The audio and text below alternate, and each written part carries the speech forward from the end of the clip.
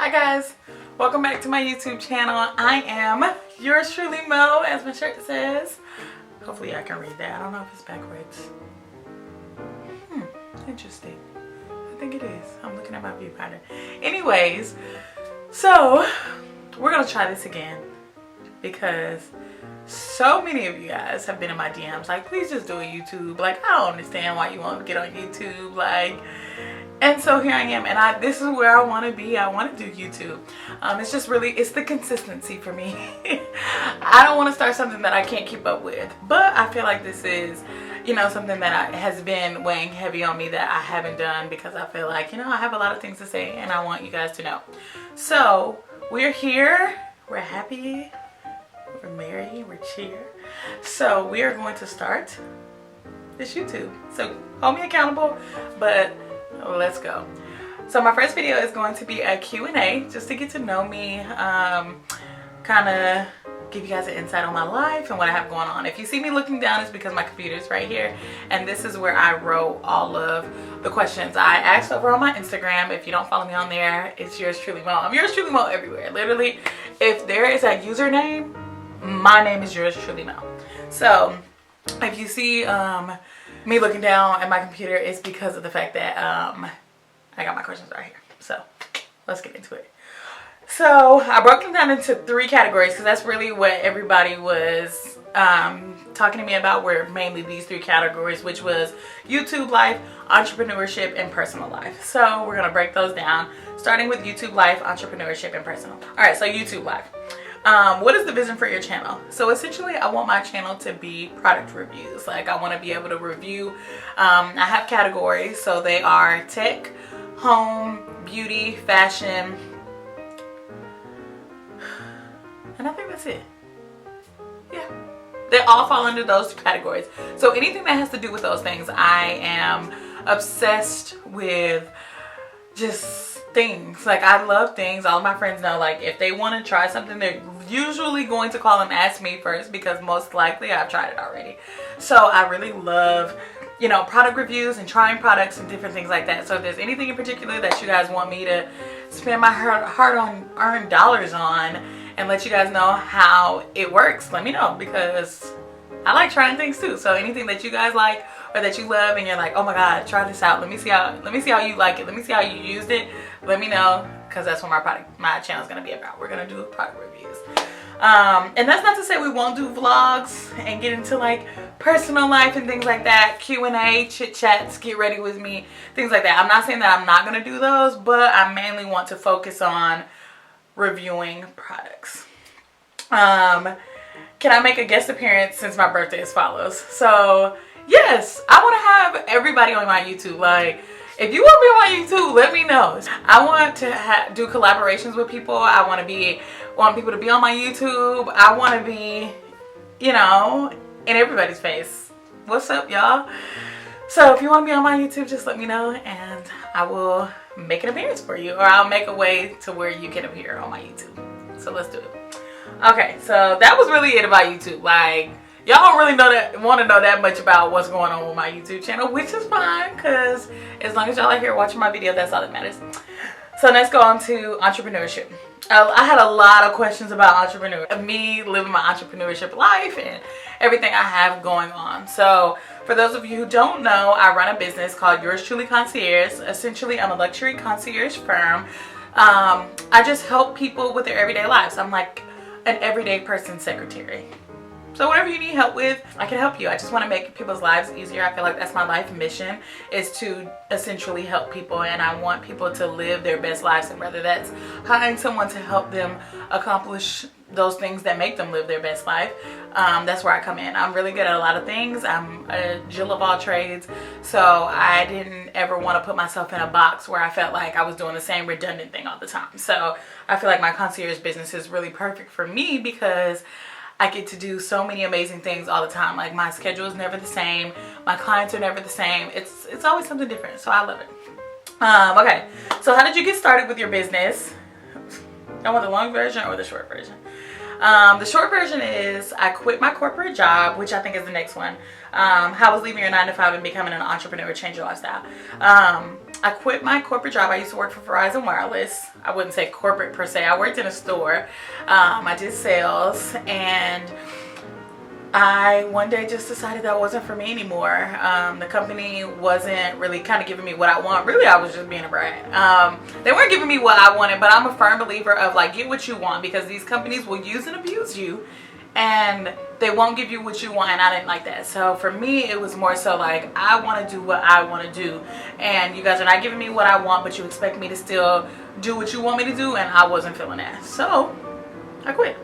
To be honest, I never wanted to be an entrepreneur. I always said it's too much, and you know, I don't like the schedule. You're never really off. I didn't like things like that. So I didn't want to do the entrepreneur lifestyle, but I literally applied for over 250 jobs, and not one of them hired me.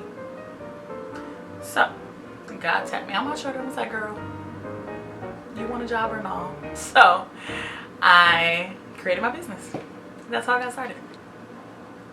Okay, how did you know you were on the right path? I didn't. God said, hey girl, this is what you should do, and I said okay, and that was it. It was God. It's all God. Every day that I pay a bill and I have the money to pay it, every day that I eat, every day that I wake up with a roof over my head, every day that I come into my office / beauty room, every day that I'm above ground, I know that I'm on the right path, because this is where God wants me to be. So really, I don't know. I just have so much faith in God that He keeps showing me that I'm on the right path. You know what I mean?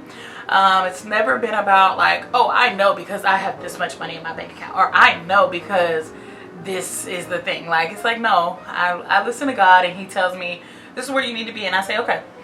How has leaving your 9-to-5 and becoming an entrepreneur changed your lifestyle?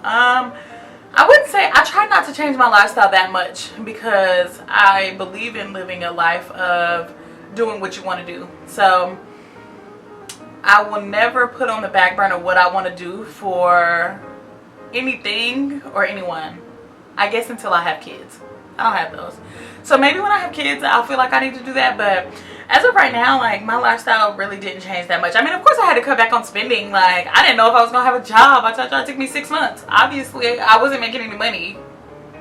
Like, so I had to cut back. But other than that, no. Why did you start your business? How did you know what you wanted to be? I didn't know. I just know that I wanted to do a lot of things. I will say, honestly, shout out to my girl Tariba, which was my old manager at Verizon. She actually told me what a concierge was, because I had no idea. I was like, what's that? And she was like, it's just like a concierge. You do things for people. You help them.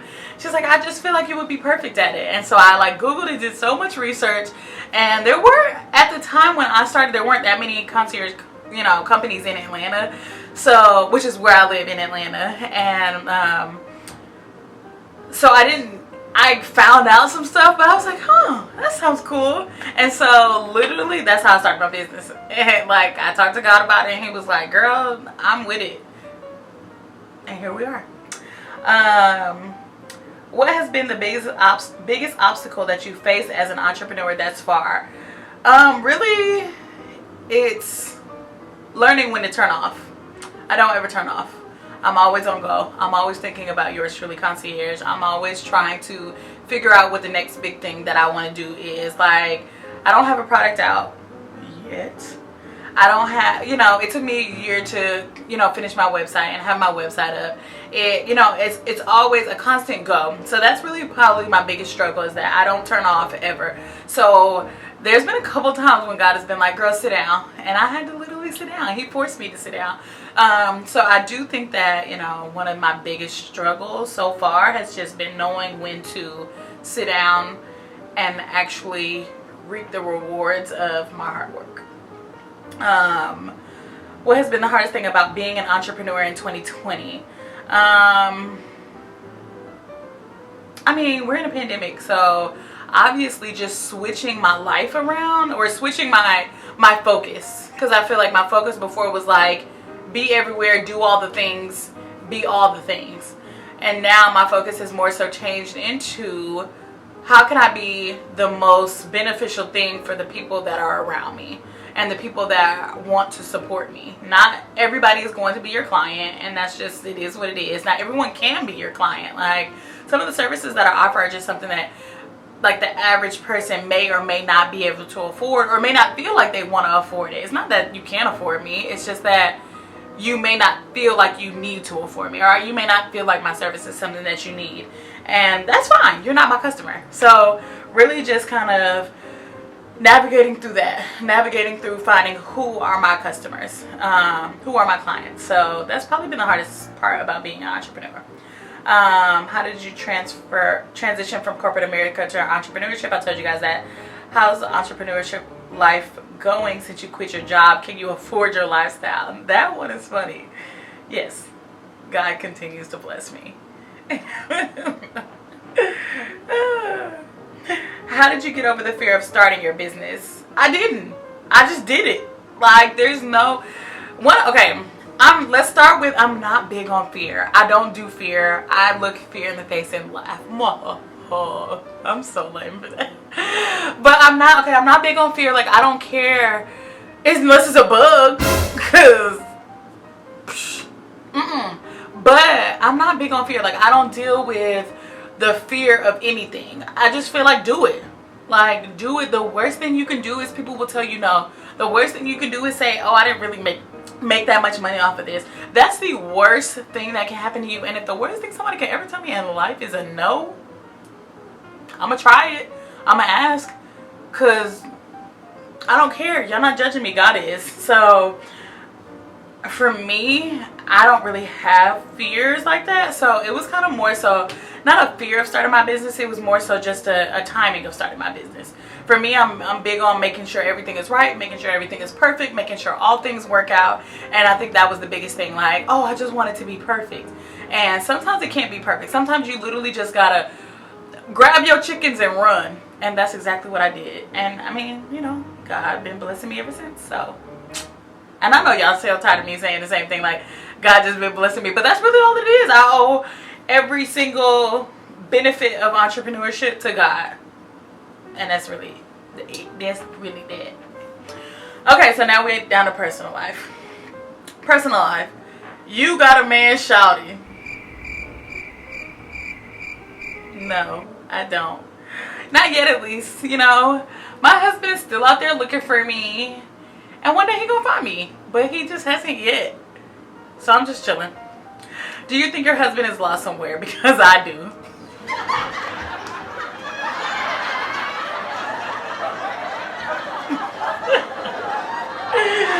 He might be.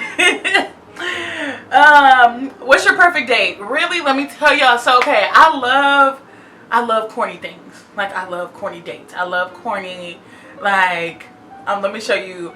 And not even say, like, this is corny to show you that I'm into you, but it's like, pay attention to me. Pay attention to me and build a date off of that. So really a man that just listens to what I like. Like, you know that I'm a pescatarian. I don't eat meat. So don't take me to a steakhouse for our first date. It's crazy. You guys would be surprised at how many people be like, oh, you want to go to some steakhouse? And I get it. Like, I mean, obviously they have more things at steakhouses. But take me somewhere with seafood. That's where I want to go. I'm very simple, though. A man can say, hey, I thought you would like a picnic, so we going on a picnic. Hey, when we got on the phone, you said that, you know, you want a picture for your living room, so let's go paint. Like, it doesn't have to be some super expensive situation. Honestly, I just want a date where somebody paid attention to what I said and paid attention to the things I like to do. A man can go take me to the park and take pictures of me and say, I know that you like taking pictures, so I wanted to take some pictures of you. Photographer Bae, what's up? Find me a bae that knows how to take a good picture. I'm super simple when it comes to dates and things like that. So I'll go almost anywhere. Certain things I don't like I'm not a fan of the movies, especially on a first date, because I feel like you can't really get to know someone at the movies. We're not chit-chatting. I'm a chatty Cathy. So I do want to go somewhere that I can talk to you. But that's about it. What's the most challenging thing that you conquered in 2020? Coronavirus. Literally staying at home for 19 days. I am not a homebody, y'all. That was challenging. staying in my room for 19 days. At the time when I had coronavirus, I did get coronavirus early this year. When I had a roommate, and literally just trying to, out of respect, staying in my room on my side of the house, it was just very difficult being alone. Like, being in my space. I'm very good at being in my space by myself, but it was just like not being able to leave four walls. It was just difficult. But I got over it. Okay. What's your best joke? Now listen. I really do love jokes, right? So this is my favorite one though. Okay. Why did the monkey fall out of the tree?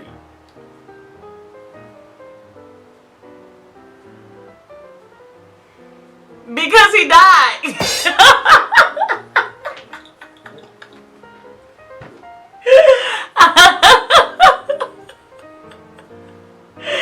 Every single time I tell somebody a joke, they be like, oh my God.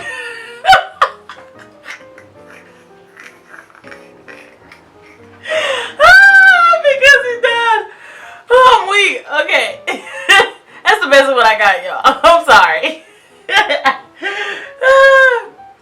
Okay, what would you do if you won the lottery? I have a whole list of what I would do if I won that $202 million. I just saw it on my way home today. The first thing I would do, I would literally call all of my friends that are in my favorite. I've planned this out, as you guys can tell. I would call all of my friends that are in my favorites, and I would say, walk out of your job right now. And if they trusted me, I would instantly transfer them $1 million. If they didn't, I wouldn't. So now all of them know. Like, if I say walk out, they know what's up. But I say that all the time. I would give the people that I love at least $1 million. I would want to buy a neighborhood where everyone that I know and love is on that same neighborhood. This is, of course, if I won over like 100 million. I couldn't do this little BS with like 20 million or something. But if I won over 100 million, I would make everybody move into the same neighborhood as me, so I didn't have to travel far to see my family and friends. And I would just buy stuff so I didn't ever have to work. Like, buy a bunch of properties. I'll buy an apartment building, because those sell like hotcakes in Atlanta. And that's about it, honestly. What motivates you? Money? I'm just playing. God, money, buying whatever I want, blowing a bag, shopping. That's all I got. What is your favorite pastime? I don't know. Chilling, hanging with my family, hanging with my friends, shopping, the normal stuff. Where are you from? So originally I was born in Alabama because my mama went to go see her mama for Christmas. But originally I'm from California, but I've lived in Atlanta since I was like young. So Alabama, California, Atlanta, or Georgia. Gotta say the states. Okay, so next question. What will your next vacation be? Honestly, I have a twin sister. I don't know if I said that at the beginning of this, but that is relevant. She'll be on one of my videos eventually. My next vacation, me and my sister, our birthday is December 29th. Me and my sister wanted to go to Bali for our birthday this year, and obviously coronavirus said, nah sis, stay at home. So to be honest, that'll probably be my next vacation. Bali. I've never been. I've heard good things. So hopefully 2021. What was your favorite vacation since you always traveling? Honestly, my favorite vacation, I have really two. My first favorite was Paris because it was always on my bucket list, and I was like, oh my God, Paris is beautiful. I gotta go to Paris. And when I went, it was very just like rewarding to say I did that. I paid for this trip. I went on this trip, and I was very excited about it.